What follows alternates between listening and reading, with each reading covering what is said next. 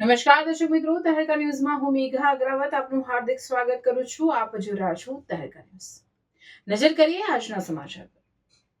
ગૌરક્ષકો પર હુમલાના વિરોધમાં વિશાળ રેલી યોજાઈ. સુરતના કોસંબામાં ગૌરક્ષકો અને પોલીસ પર થયેલા હુમલાના પડઘા હવે શહેર સુધી પહોંચ્યા છે. આ ઘટનાના વિરોધમાં આજે સુરતમાં ઉગ્ર પ્રદર્શન કરવામાં આવ્યું.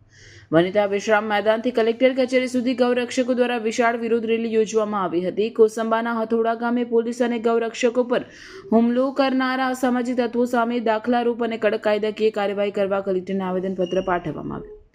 આ પ્રદર્શન દરમિયાન ગૌ માતાને રાષ્ટ્રીય માતા જાહેર કરવાની પણ પ્રબળ માંગ કરવામાં આવી હતી. કોસંબા હિંસા મામલે ગૌરક્ષકોમાં ભારે રોષ જોવા મળી રહ્યો છે અને ન્યાયની માંગ સાથે સુરત કલેક્ટર કચેરી ગુંજી ઉઠી હતી. રિપોર્ટર દર્શન નથવાણી, સુરત.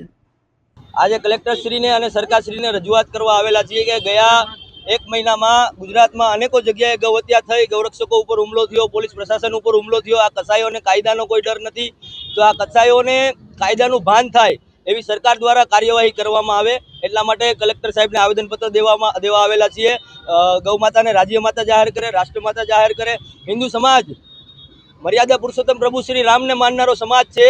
જ્યાં સુધી મર્યાદામાં રહીને ગૌરક્ષા કરે છે અને કાયદાનું પાલન કરે છે ત્યાં લગી સારું છે. જ્યારે આ હિન્દુ સમાજ પ્રભુ શ્રી કૃષ્ણને માનીને ગૌ માતાને બચાવવા નીકળશે ત્યારે જોવા જેવી થશે. અમારી માંગો પૂરી નહીં થાય ને તો આવનારી વિધાનસભા ઇલેક્શન પહેલા ગુજરાતભરમાં ઉગ્રમાં ઉગ્ર આંદોલન થશે.